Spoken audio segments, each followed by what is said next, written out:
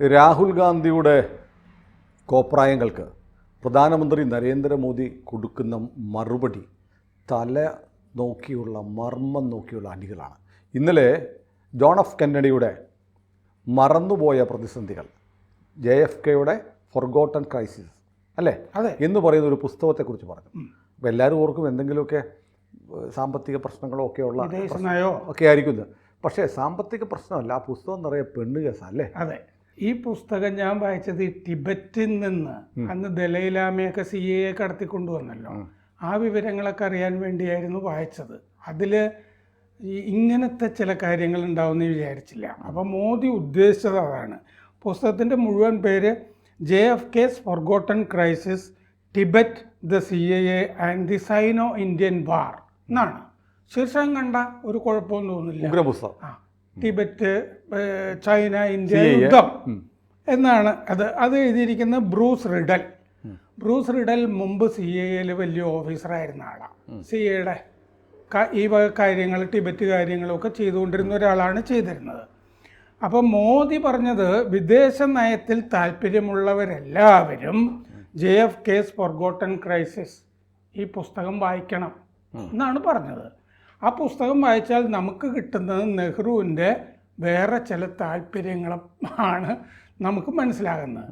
അതായത് ഇന്ത്യയുടെ വിദേശ നയം നോക്കേണ്ട സമയത്ത് ഈ കുറുക്കൻ്റെ കണ്ണ് വേറെ സ്ഥലത്താന്ന് പറയുന്ന പോലെ ഇയാളുടെ കണ്ണ് വേറെ സ്ഥലങ്ങളിലാണെന്ന് സ്ഥാപിക്കുന്ന പുസ്തകമാണിത്. മോദി പറയാതെ പറഞ്ഞത് അതാണ്. ഇത് രാഷ്ട്രശില്പി എന്നും പറഞ്ഞ് നടക്കുന്ന ഒരാൾ രാഷ്ട്രത്തിൻ്റെ ശില്പിയാവുന്നതിന് പകരം വേറെ ചില ശില്പങ്ങൾ തേടിപ്പോയ കഥയാണ്. അതാണ് അതിൻ്റെ അകത്ത്. അപ്പോൾ ജവഹർലാൽ നെഹ്റു കെന്നഡിയെ, ജോൺ എഫ് കെന്നഡിയെ കണ്ട സന്ദർഭങ്ങളൊക്കെ ഇതിൻ്റെ അകത്ത് പറഞ്ഞിട്ടുണ്ട്.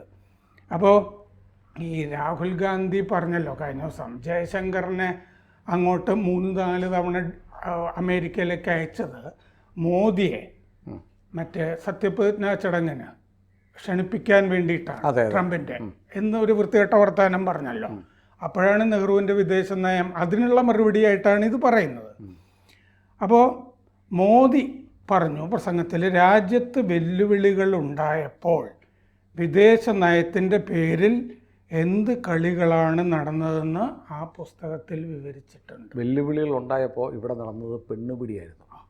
അതാണ് അദ്ദേഹം ഉദ്ദേശിച്ചത്. മാന്യനായതുകൊണ്ട് അങ്ങനെ പറഞ്ഞില്ല. നമുക്ക് ഇത്തിരി മാന്യത കുറവായതുകൊണ്ട് നമ്മൾ പച്ചയ്ക്ക് പറയുന്നു.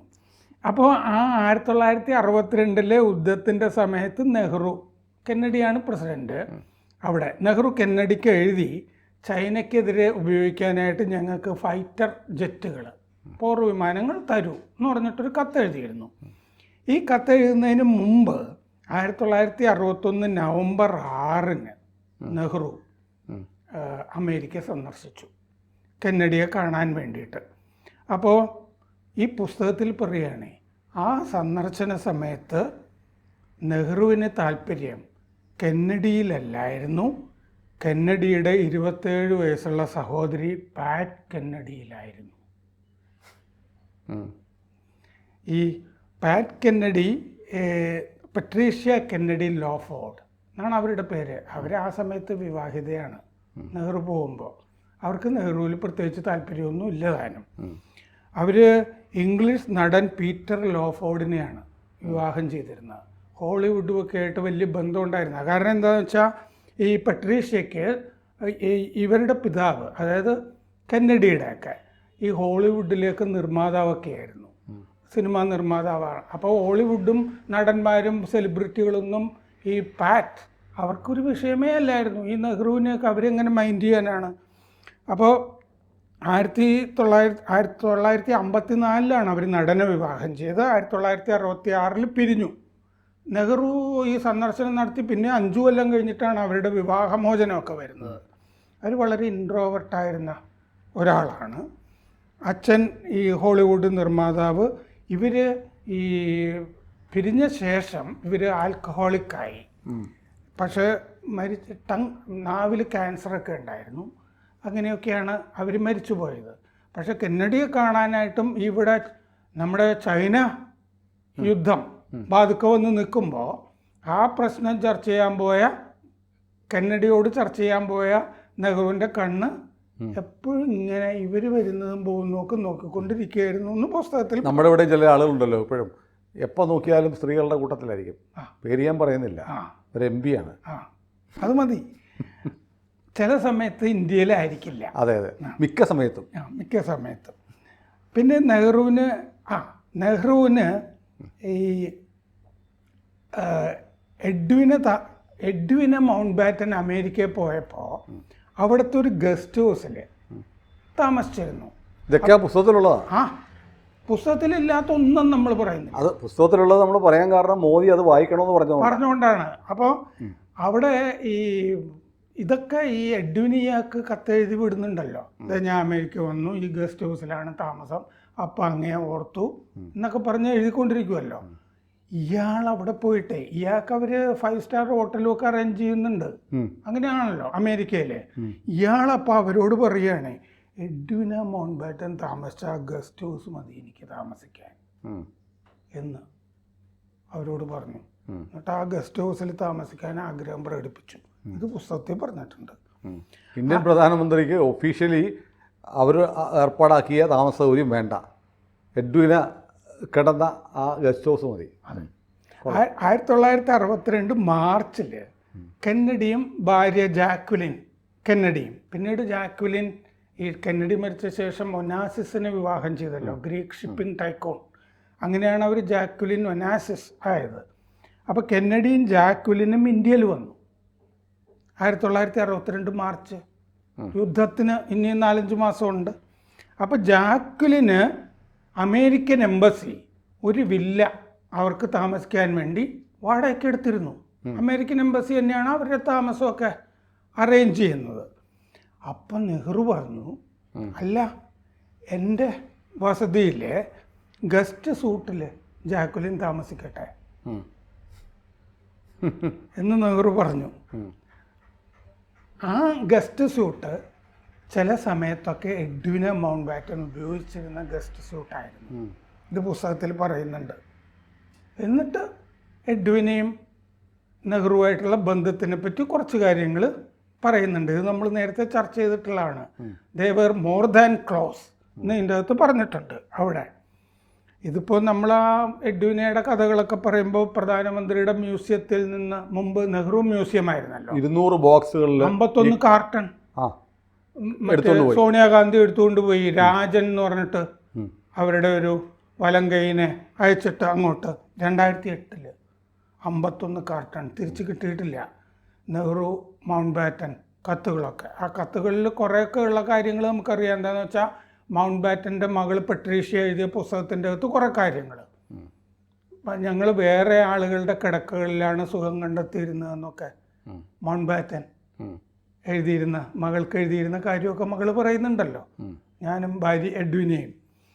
അപ്പോൾ കെന്നഡി അന്നത്തെ ഇന്ത്യയിലെ കെന്നഡി ഇവിടെ സന്ദർശനത്തിന് വന്നിട്ട് പോകുന്നതിന് മുമ്പ് ഇവിടുത്തെ അമേരിക്കൻ സ്ഥാനപതിയോട് പറഞ്ഞു, ദ വേഴ്സ്റ്റ് സ്റ്റേറ്റ് വിസിറ്റ് എന്ന് പറഞ്ഞു.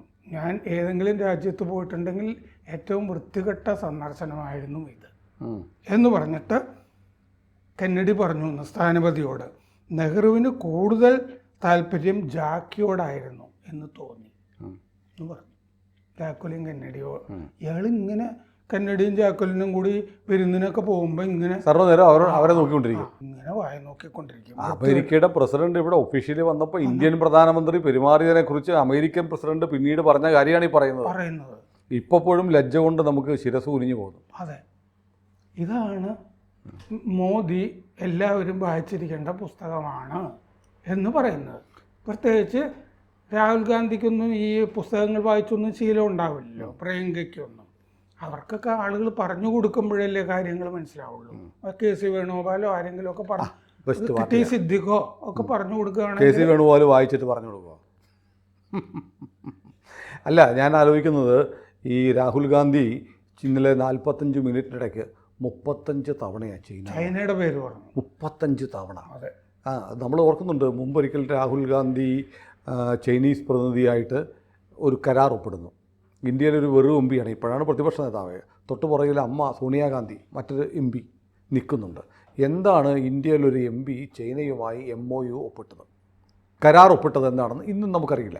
അത് ഗാൽവൻ സംഘർഷം ഉണ്ടാവുമ്പോഴാണ് അതെ, മറ്റേ ചൈനീസ് എംബസിയിലൊക്കെ പോയിട്ട് സ്ഥാനപതിയോട് ചർച്ച നടത്തുന്നു. എന്നിട്ട് എംബസിക്കാര് ഇന്ന് രാഹുൽ ഗാന്ധി വന്നിരുന്നു, ഞങ്ങൾ ചർച്ച നടത്തി എന്നൊക്കെ പറഞ്ഞിട്ട് പത്രക്കുറിപ്പ് ഇറക്കി. അതെ, അതിന്റെ ഫോട്ടോസ് ലഭ്യമാണ്, നമുക്ക് കാണിക്കാം. കാരണം ഇന്ത്യയിലെ ഒരു MP ഒരു ഔദ്യോഗിക പദവി ഇല്ലാത്ത ഒരാൾ ഇപ്പോൾ വേണം പ്രതിപക്ഷ നേതാവായിരുന്നു. പ്രതിപക്ഷ നേതാവിൻ്റെ ഒരു വിദേശ രാജ്യവുമായി ഒരു മെമ്മോറാണ്ടം ഓഫ് അസോസിയേഷൻ ഒപ്പിടാൻ ഒരു ധാരണയില്ല, ഒരു അധികാരമില്ല. അങ്ങനെ ഒരു കരാർ ഒപ്പിട്ടു. ഇന്നിപ്പോൾ പറഞ്ഞ കേട്ടില്ലേ, ഇന്നലെ പാർലമെൻറ്റിൽ പറഞ്ഞത് എൻ്റെ കയ്യിലിരിക്കുന്ന ഫോൺ ഇത് ചൈനയുടെയാണ്, ഇതിൻ്റെ സോഫ്റ്റ്വെയർ ചൈനയാണ്, ഇതിൻ്റെ നെറ്റ്വർക്ക് ചൈനയാണ്, ഈ ഫോൺ ചൈനയുടേതാണ്, ഇവിടുത്തെ ഓട്ടോമൊബൈൽ ചൈനയുടേതാണ്, എന്തിനും ഞാൻ ഇട്ടിരിക്കുന്ന ടീഷർട്ട് പോലും ചൈനയുടേതാണ്. ഇയാളെ ചൈനക്കാരനാണ്, ചൈന വിലയ്ക്ക് വാങ്ങിയിരിക്കുന്ന ആളാണ്. നമ്മൾ ടീഷർട്ട് നമ്മുടെ നാട്ടിലൊന്നും ആരും ചൈനീസ് ടീഷർട്ട് നോക്കി നടക്കാറില്ല. എന്തുകൊണ്ടാണ് രാഹുൽ ഗാന്ധി ചൈനയുടെ ടീഷർട്ട് നോക്കി നടക്കുന്നത്? അപ്പോൾ രാവിലെ എന്നോട് TG പറയും നോക്കി നടക്കുന്നതായിരിക്കില്ല, അവർ കൊടുക്കുന്നത് സൗജന്യമായിട്ട് കൊടുക്കുന്നത്. ഞാൻ രാവിലെ TGയോട് ചോദിച്ചു, ചൈനീസ് ടീഷർട്ട് എത്ര നല്ലതാണ്? ഇന്ത്യയിൽ തിരുപ്പൂർ ഉണ്ടാക്കുന്നതിനേക്കാളും മികച്ച ബനിയനുകളും ടീഷർട്ടുകളും ഇന്ത്യയിൽ വേറെ കിട്ടാനില്ല. ലോകത്തിലെ ഏറ്റവും മുന്തിയ ഈ ടീഷർട്ടുകളും ബനിയനുകളും ഉണ്ടാക്കുന്നത് തിരുപ്പൂരാണ് എന്നാണ് TGയുടെ അഭിപ്രായം. ഏതായാലും ചൈനീസ് ടീഷർട്ട് ഉപയോഗിക്കുന്ന ഒരാളെ നമ്മൾ ആദ്യം കാണുകയാണ്. അപ്പോൾ ചൈനയോട് ഇദ്ദേഹത്തിനുള്ളൊരു വിധേയത്വം വളരെ വിഖ്യാതമാണ്. അപ്പോൾ ഇതൊക്കെ ഇങ്ങനെ സംഭവിച്ചുകൊണ്ടിരിക്കുമ്പോഴാണ് പ്രധാനമന്ത്രി വന്നിട്ട് ഇങ്ങനൊരു പുസ്തകമുണ്ട്, ഒന്ന് വായിച്ച് നോക്കിയാൽ കൊള്ളാമെന്ന് പറയുന്നത്. പക്ഷേ നമ്മുടെ പാർലമെൻറ്റിലെ മഹാഭൂരിപക്ഷം ആളുകൾക്ക് ഇതെന്താണെന്ന് മനസ്സിലായിട്ടുണ്ടാവില്ല. ഈവൻ BJP അംഗങ്ങളെന്ന് ചിലപ്പോൾ ചോദിച്ചുകൊണ്ട്, പ്രത്യേകിച്ച് മോദി പറഞ്ഞത് നോക്കൂ, ആ ചൈന ഇന്ത്യ യുദ്ധകാലത്ത് നെഹ്റു എങ്ങനെ പെരുമാറിയിരുന്നു എന്നാണ് വിവരിച്ചിരിക്കുന്നത്. ചൈനയുടെ പിന്നാലെ നടക്കുമ്പോൾ അമ്മയുടെ അപ്പൻ എങ്ങനെ പെരുമാറി, ചൈന യുദ്ധകാലത്ത് അത് രാജ്യം വെല്ലുവിളി നേടുമ്പോൾ പെണ്ണ് പിടിച്ച് നടന്ന ആളാണ് നിൻ്റെ മുതുമുത്തച്ഛൻ എന്ന് പറയാതെ പറയുകയായിരുന്നു മോദി. അത് നമ്മുടെ നാട്ടിലെ ആർക്കും മനസ്സിലാവുന്നില്ല, മാധ്യമങ്ങൾക്ക് മനസ്സിലാവുന്നില്ല, BJP MPമാർക്ക് പോലും മനസ്സിലായിട്ടുണ്ടോ എന്ന് അറിയില്ല. മനസ്സിലാവാത്തവർ മോദി ഉദ്ദേശിച്ചത് എന്താണെന്നറിയാൻ നമ്മുടെ വീഡിയോ കാണട്ടെ. കൂടുതൽ വാർത്തകളും വിശേഷങ്ങളും നിങ്ങളിലേക്ക് എത്താൻ ABC മലയാളം സബ്സ്ക്രൈബ് ചെയ്യുക, ബെൽ ബട്ടണും അമർത്തുക.